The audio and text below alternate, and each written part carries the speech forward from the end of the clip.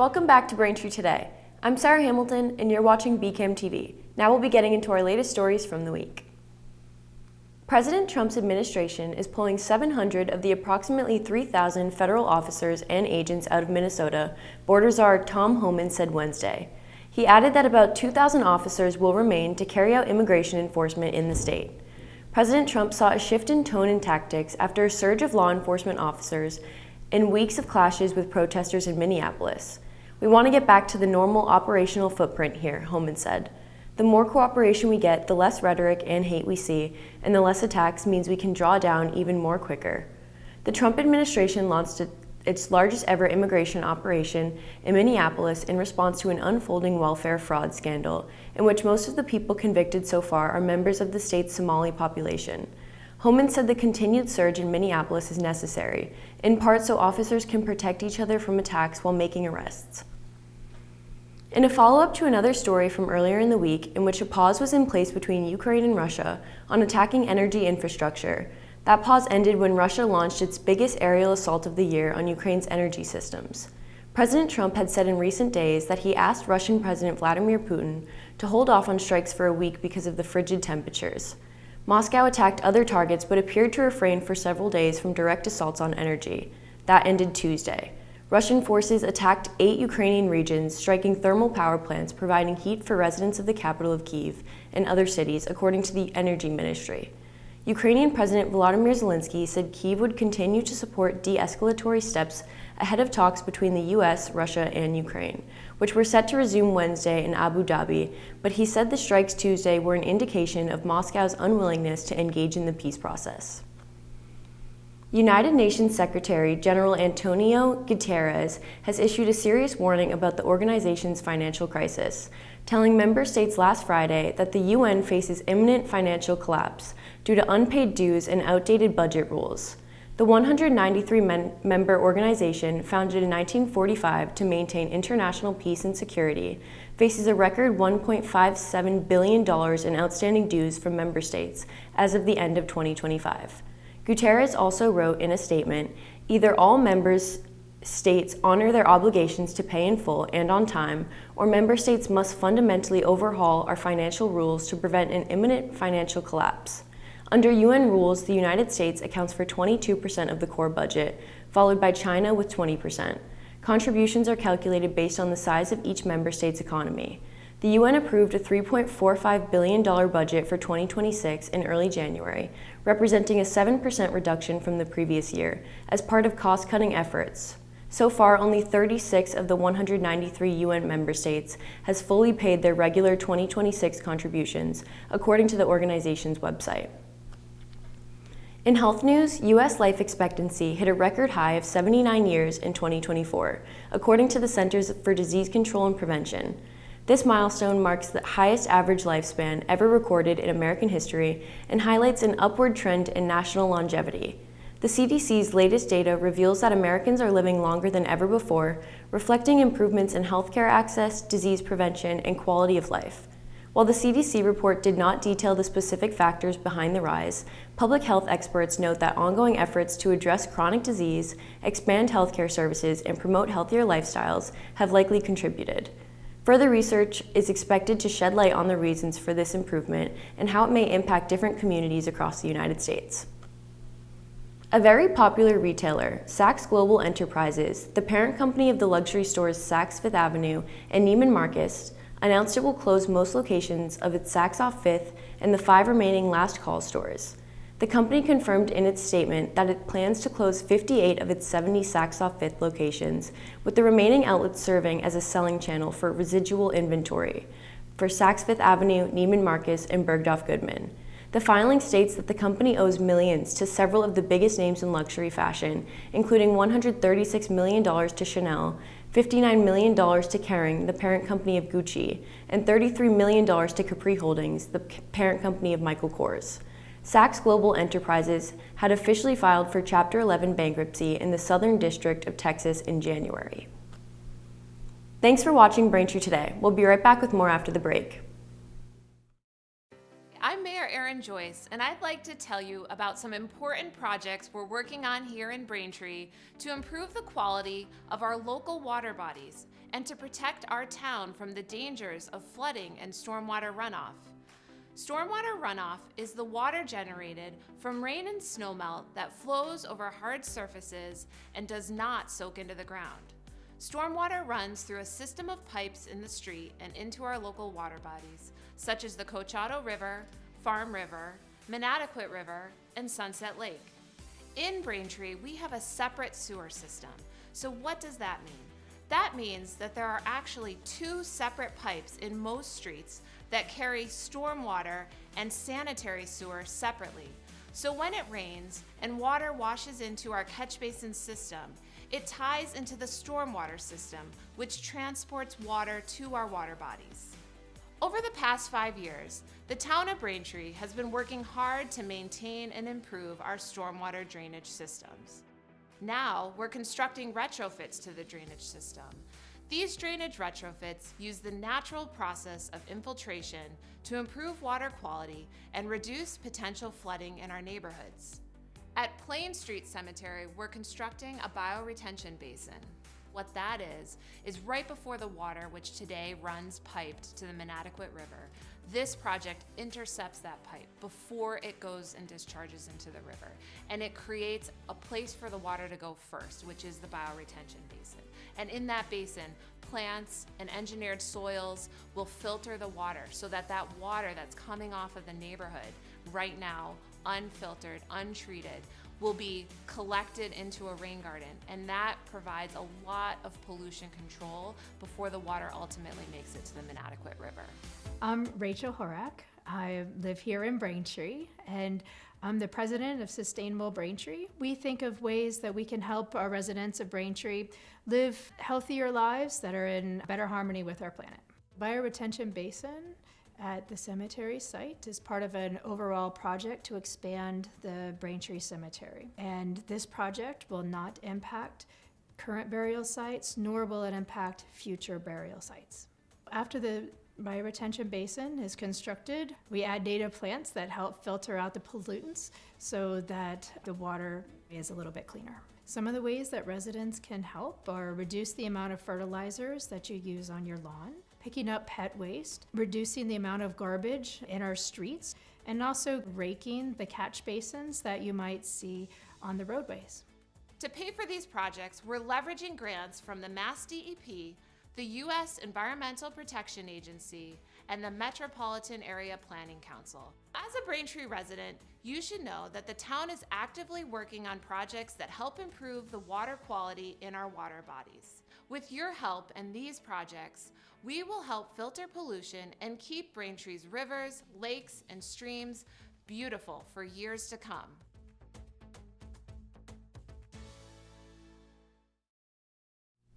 Welcome back to Braintree Today. I'm Sarah Hamilton. Now we'll be getting into more stories. At Tuesday night's Town Council meeting, the Council held a public hearing to accept a donation of $12,000 from Braintree's Festival of Trees. Elizabeth Inglis, founder and chair of Braintree's Festival of Trees, spoke briefly about their accomplishments this past year and future plans for the town. Here's more from Elizabeth Inglis. Thank you so much for having me tonight. And it's my pleasure to be standing in front of you all again for the second year, just after our second year of the Festival of Trees. After the first year, we hoped that we could increase our tree number and our participation from town residents and businesses, and we did that greatly this year. Our tree numbers went up by 20%. We were able to get a lot more people involved, businesses involved. This year we had a first responder night, we had the children's night, we had senior day, and an adult night.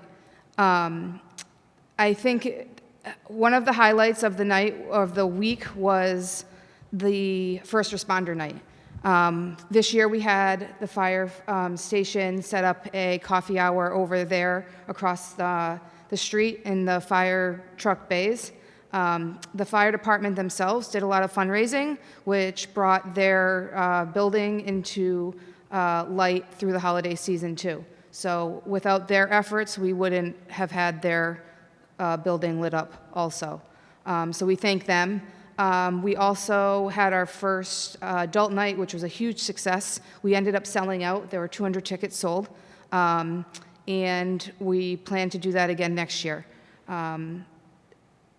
Every year I say it's going to be better than last year, but I don't really know how we're going to keep that going, because every year we're amazed by the turnout, by the participation, by the generosity of the town, and we just hope to be able to keep doing and putting back into the community like we have. So thank you, the town of Braintree. Later in the meeting, the council discussed their proposed fiscal year 2027 town council budget that they will be submitting to the mayor's office. Town Councilor President Peter Morin gave a brief overview to the public. Here's more from Councilor President Peter Morin. I would just, for the public's benefit, I just want to go through what is incorporated in the town council budget and where we would be asking for increases in comparison to last year. Incorporated in there is an administrative clerical line for $89,606. There's no increase in that. There could be an increase if there's a cost of living adjustment that is made for employees that are not covered by collective bargaining agreements. That would come out of another funding source other than this budget. There's the $47,500 for counselor stipends. There's no change in that. The auditor fee that was mentioned for the outside audit required by statute, that is funded at $57,000 or proposed at $57,000. No change in that amount. The consultant line is going from $0 to $30,000. We are proposing in that line. Advertising for legal ads is at $10,000. It was previously at $10,000 as well. Technology had been $0 funded. We are proposing increasing the amount to $2,500. Postage was cut to $0. We are asking for $100. Printing, it was $350 in FY26. We are asking for $300. Office supplies was $1,200 last year. We're asking for $1,500. Council meetings was $1,800. We were asking for $2,000. Mileage, we are not funding it.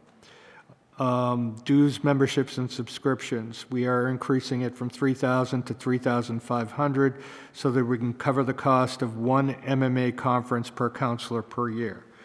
The reserve fund, which had been $0 funded since FY23, we were asking to restore it to $100,000. Again, that is an amount that, or a fund that would be only accessed at the mayor's initiative for emergent or unforeseen expenses. And finally, for the town auditor, which in accordance with the town charter falls under the council's purview, we are asking to level fund that at $62,500. To watch the full town council meeting, please tune in to BCAM TV government channel, channel 8 on Comcast, and channel 26 on Verizon, and check out our YouTube page at youtube.com/bcamtv. Local veterans are invited to a special community coffee hour later this month. The Braintree Veterans Service Office will host a Veterans Coffee Hour on Tuesday, February 24th from 10 a.m. to 11:30 a.m. at 74 Pond Street on the second floor. The event is open to veterans from Braintree, Holbrook, and Avon. Several local officials are expected to attend, including State Senators James Keenan and Bill Driscoll, State Representative Mark Cusack, and Braintree Mayor Aaron Joyce. Organizers say the goal of the event is to give veterans the opportunity to ask questions directly to their state and local leaders.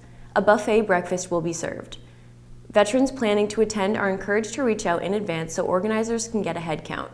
If you're interested, contact Braintree Veterans Services Office at 781-794-8217. In other veterans news, the Braintree Veterans Services Center has announced that the Veterans Pantry is back up and running.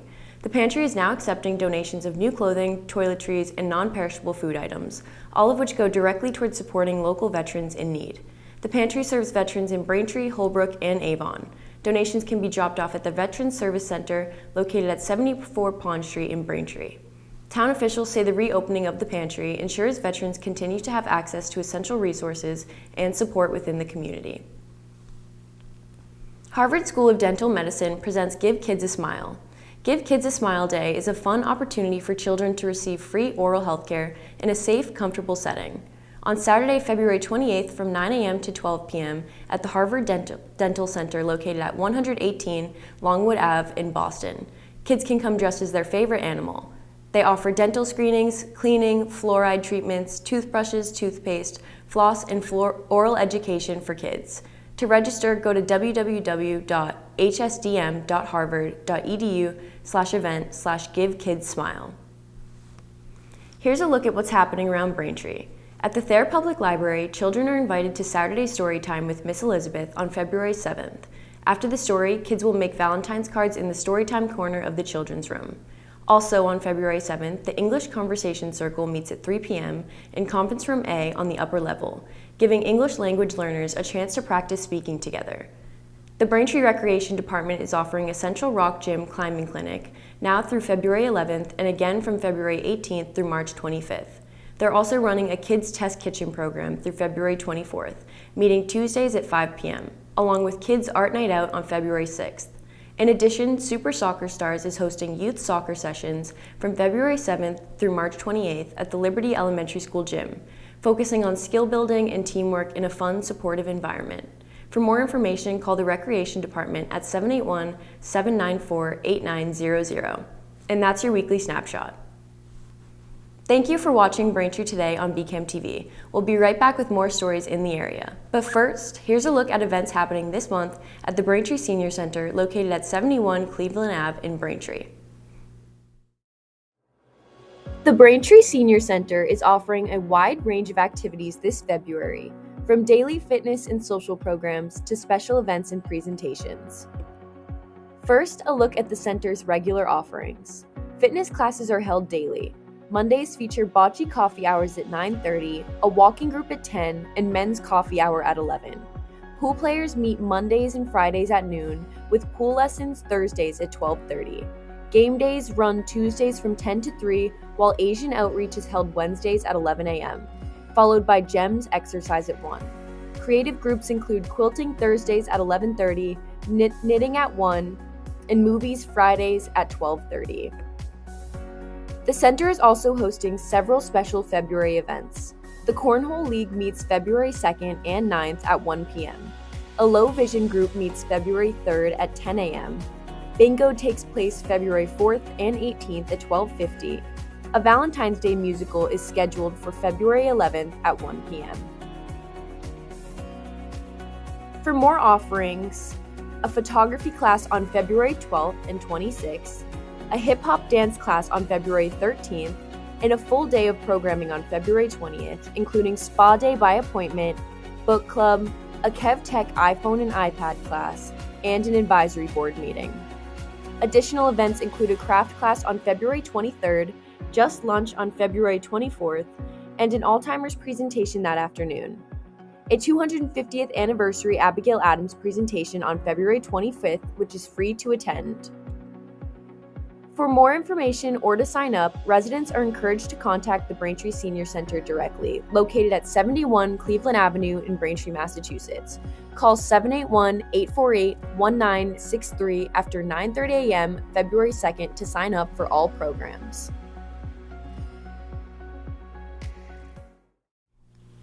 Welcome back to Braintree Today. Now let's get right into more stories.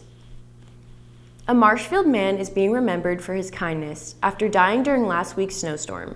64-year-old Paul Kent died on Sunday, January 25th, while shoveling snow at a family member's property, according to officials.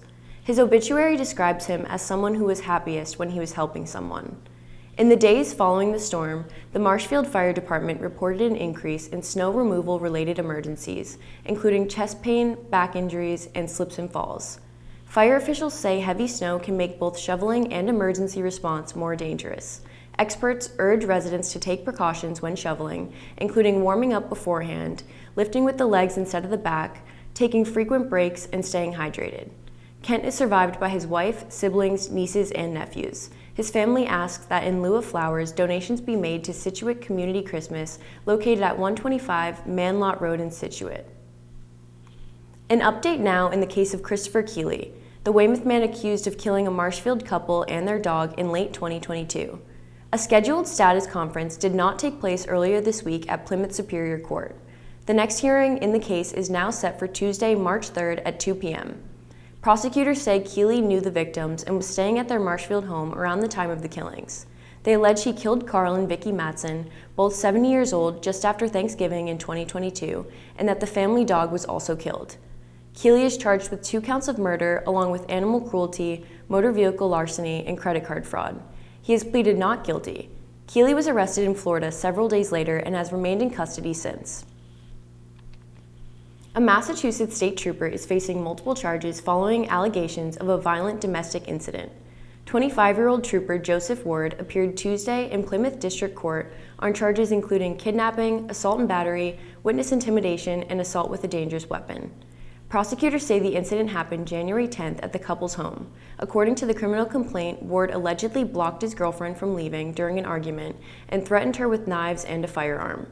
Authorities say the victim, a Barnstable police officer, feared for her life and was prevented from going to work that evening. Prosecutors allege the victim was able to escape with help from an emergency contact. She later moved out and reported continued fear for her safety and was granted a temporary restraining order. Court records show Ward was previously held without bail, pending a dangerousness hearing. His defense attorney has disputed the victim's claims, arguing they are not supported by evidence. In a statement, Massachusetts State Police said Ward has been relieved of duty and that the department is cooperating fully with the investigation. Ward is expected to plead not guilty and will return to court in April. A familiar local name will be leading Team USA on hockey's biggest international stage. Marshfield native Mike Sullivan has been named head coach of the U.S. men's hockey team for the upcoming Olympic Games in Italy. The NHL will pause its regular season to allow players and coaches to participate, meaning Sullivan will make a quick turnaround from coaching the New York Rangers on February 5th to Team USA's Olympic opener on February 12th. Sullivan, who attended Boston College High School, has deep local roots and a long resume in the sport. He previously led the Pittsburgh Penguins to back-to-back Stanley Cup titles and is now chasing Team USA's first Olympic medal since 2010. In a statement, Sullivan said he's grateful for the opportunity and honored to lead the country's best players on the international stage. USA hockey officials praised Sullivan's leadership and passion for the game. At 57, Sullivan brings decades of coaching and playing experience as he prepares to guide Team USA into Olympic competition. In Weymouth, a local business has devised a unique and visually stunning way to support the Super Bowl-bound New England Patriots while promoting its products. The Flying Elvis logo now stretches for 180 feet over the frozen Back River in Weymouth, standing out in brilliant reds and blues against the ice and snow.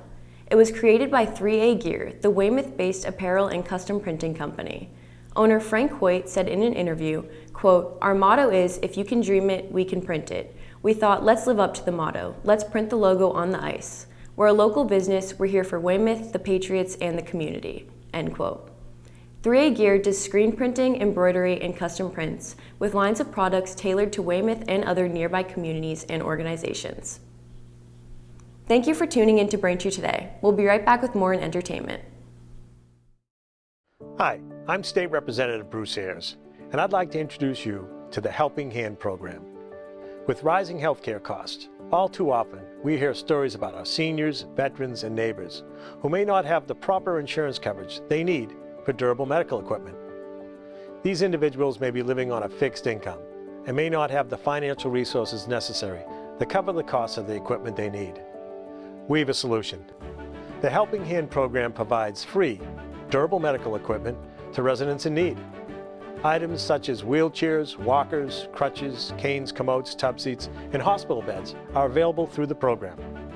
We receive donations of lightly used equipment and store them at our facility in North Quincy. If you're in need of any of these items, you can pick them up free of charge and return them after any length of time. My scooters improve my mobility and independence. Thanks to Helping Hand, I can go to the store, visit the boardwalk, and do so much more. Helping Hand is a great resource for people who don't have insurance coverage. The Helping Hand program is successful thanks to the generosity of people who have donated durable medical equipment to our inventory. For more information about the program or to fill out an equipment request form, visit our website or call 617-472-9877. If you know someone in need of these items, we're always available to lend a helping hand. Welcome back to Braintree Today. Now here are some movies and shows that have been creating some social buzz. First, Relationship Goals follows TV producer Leah, who is about to make history as the first woman to run New York's top morning show, when her ex Jarrett swoops in to compete for the same position. He claims he's a changed man transformed by the wisdom of the best-selling book Relationship Goals. As her tight-knit circle of friends dive into the same life-changing book, they all begin to rediscover their aim in love. Yet Leah isn't ready to believe in finding love, even as her undeniable chemistry with her ex threatens to reignite old flames. The film stars Kelly Rowland and Cliff Smith. You can watch Relationship Goals now on Amazon Prime Video. Up next, Solo Mio follows Matt, a man whose dreams of a picturesque Italian wedding are shattered when his fiancée leaves him at the altar. He decides to go on his Italian honeymoon alone, where he meets a local woman named Gia, leading to a heartwarming story about rediscovering love and self-worth. The film stars Kevin James and Nicole Gramato. You can watch Solo Mio now in theaters. Finally, The Strangers Chapter 3 is the final film of the Strangers trilogy and follows Maya as she shifts from victim to hunter in a final showdown against the masked killers. Following the events of chapters 1 and 2, Maya descends into a killer instinct, donning a mask herself to end the cycle of violence and uncover the secrets behind the murderers. The film stars Madeline Petch and Gabriel Basso. You can watch The Strangers Chapter 3 now in theaters. That'll do it for news today. Don't forget, Verizon customers can watch BCAM TV in high definition on channel 2128 and Comcast on channel 1073. I'm Sarah Hamilton, and thank you for watching Braintree Today on BCAM TV. We'll see you next time.